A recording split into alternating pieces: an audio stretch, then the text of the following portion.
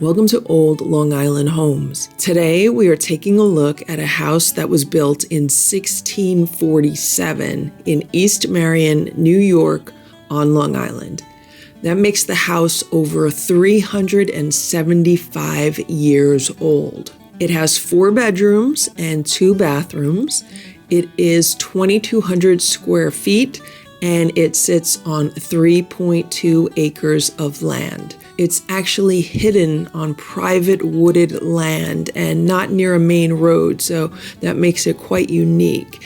And it also neighbors the lavender fields of Lavender by the Bay, so the property must smell amazing when the lavender is in bloom. Here's what it looks like from the outside. You can see that it has some beautiful cedar shingles. I love the roof also. I think the entire house looks great, and to me, it looks like there have been some recent renovations to it. What I find interesting about this photo of what appears to be the front of the house is that there's really no walkway leading up to the house. I just see a nice lawn, but I don't see anything. I don't see a walkway of any kind leading up to the door. So that's quite interesting. Also, since the house is 2,200 square feet, I would think that at least part of the house was an addition, because usually back in, the 1600s, the 1700s, houses were much smaller than that. So maybe we'll find out more as we look at more photos. Here's another photo of what appears to be the front of the house. And from this angle, you can see that there's like a stone stoop in front of the door, and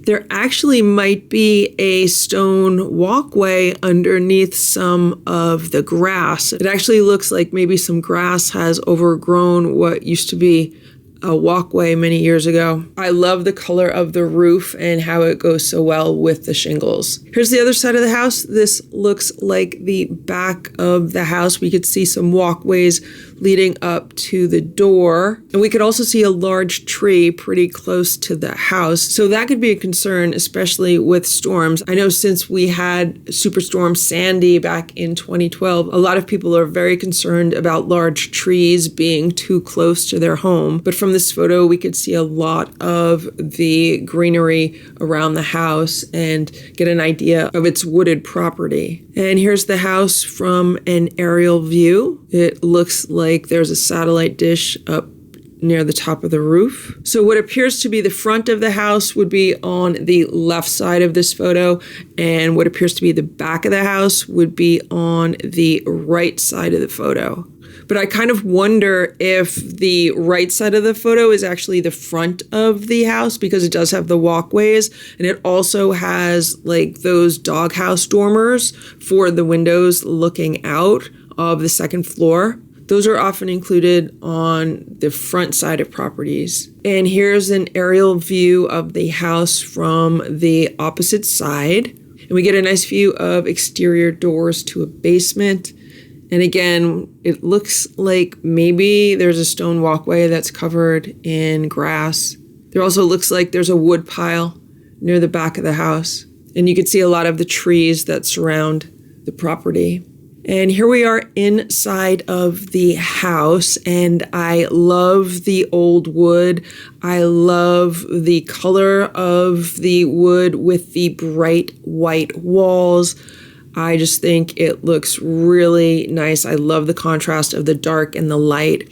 And when I see these green lamps, they remind me of old green soda bottles, which remind me of beach glass. I used to collect a lot of colored beach glass at Long Island beaches through the years.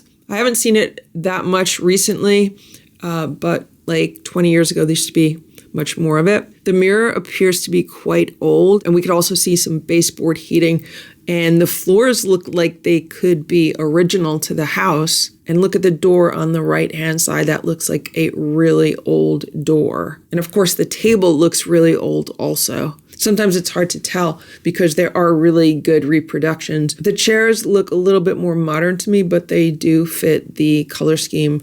The wood blends in really nicely.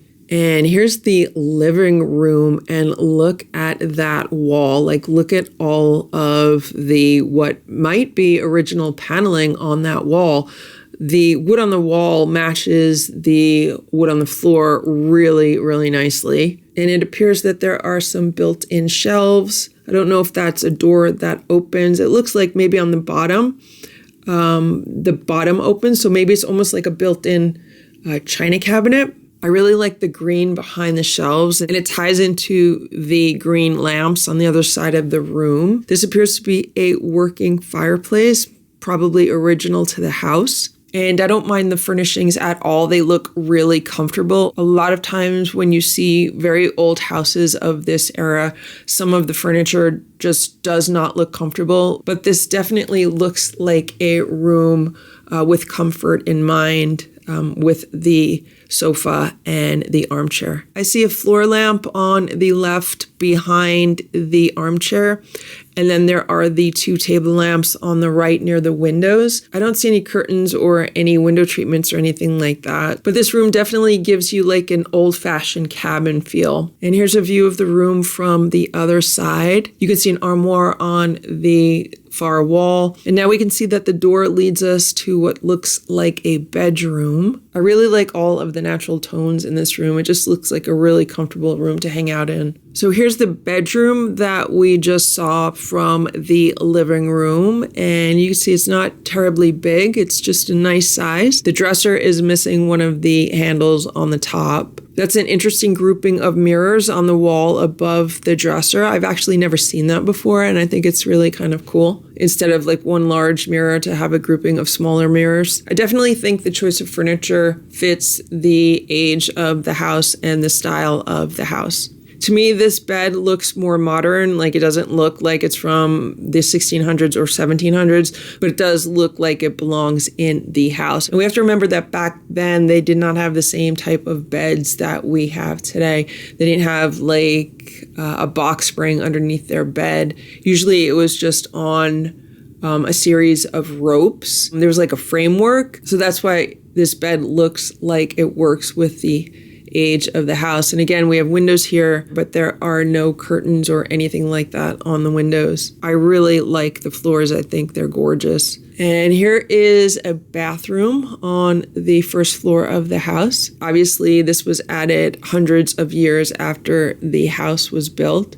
But I do like the old-fashioned feel to this bathroom. And again, more green to tie into the color theme that we saw in the living room. And a whole bunch of bookshelves. These look like they could be built-ins. I don't know if this is part of the bedroom that we saw or where this actually is in the house, but they hold a really nice size book collection. Whoever lives here is definitely into cookbooks. And we can see what appears to be an old door and what appears to be old hardware. But again, you never know, because nowadays you could get some really good reproductions to fit the aesthetic.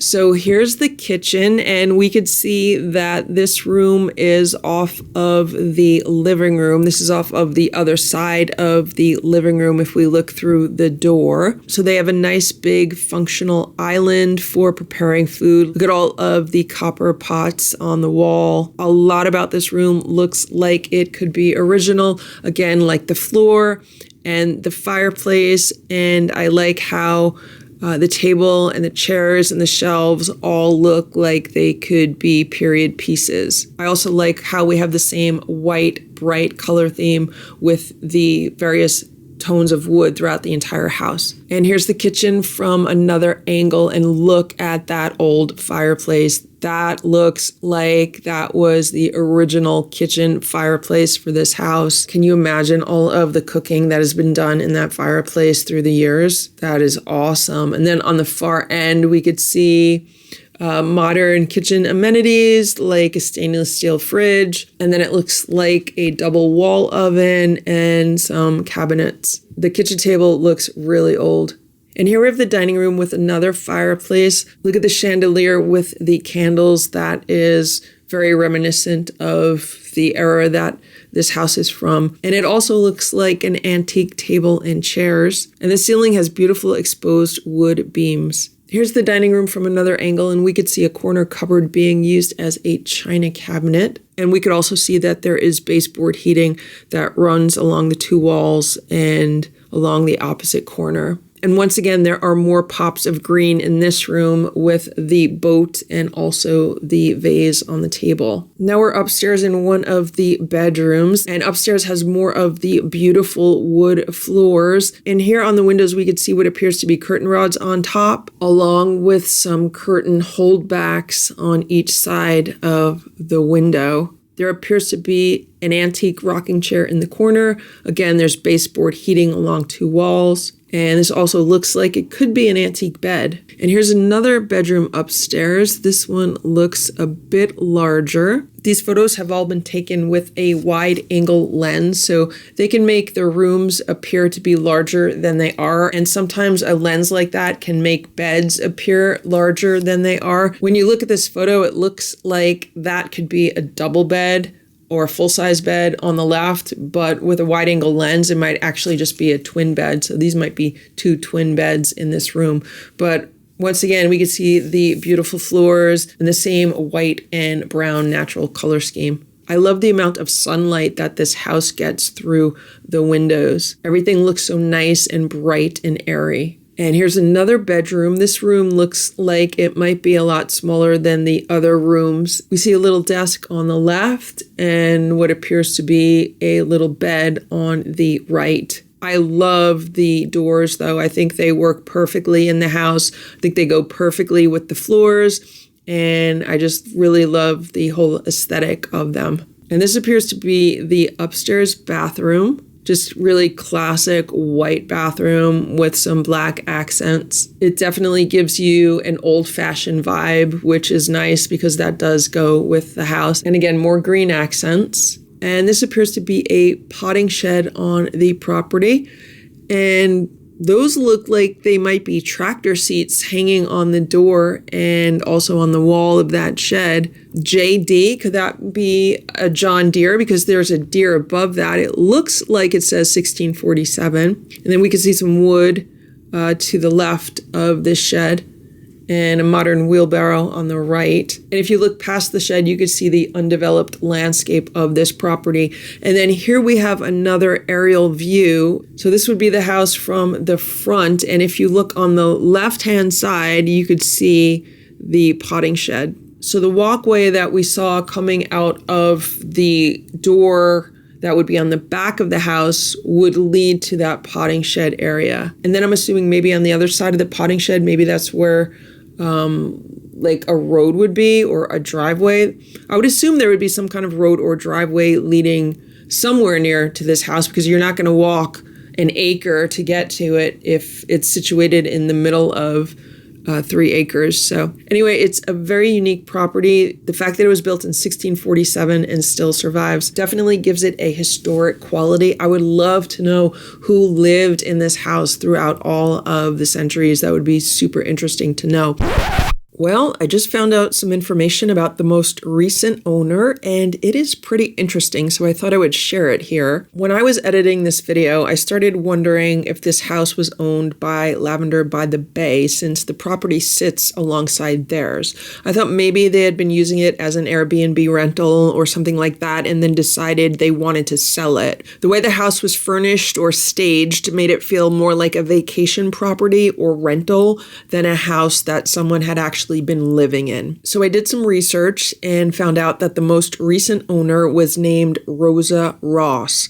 And when I researched that name, I found out that she was a cookbook author. And one of the books that she authored was 365 Ways to Cook Chinese, which was the book in the bookshelf photo that really stood out to me the most. If you look at the photo, you can see that there are 3 copies of that book next to each other on the shelf. So that made sense to me why there were so many cookbooks on those bookshelves. And it was also confirmation that the information about her being the homeowner was correct. I wanted to find out a little bit more about Rosa, and I learned that she was born Rosa Maria de Carvalho in 1937 in Hong Kong, which was a British territory at the time. Her father was a stockbroker and a member of one of the oldest Portuguese families in nearby Macau. Her mom, Idris, was a secretary, and she grew up with servants, so she never learned how to cook. She went to Mary Knoll Convent School and afterward worked as a secretary for British Overseas Airways Corporation before moving to London in her 20s. She moved with her husband, who had a career in advertising.